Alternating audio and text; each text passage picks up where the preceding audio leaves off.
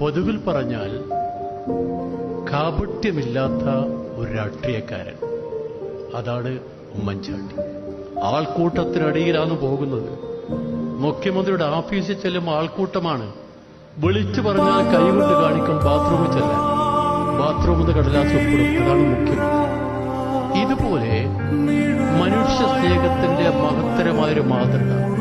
രാഷ്ട്രീയം മാത്രമല്ല, ജനസേവനം എന്ന് പറയുന്നത് അത് ഏറ്റവും വലിയ മാതൃകയാണ്. എന്റെ പ്രവർത്തനമാണ് സന്ദേശം എന്ന് പറഞ്ഞതുപോലെ സാക്ഷാൽ ഉമ്മൻചാണ്ടിയുടെ പൊതുപ്രവർത്തനമാണ് പൊതുപ്രവർത്തകർക്ക് ഒരു മാതൃക എന്ന് പറയുന്നത് ഒരു തരത്തിലും എനിക്ക് അശേഷം പാടില്ല.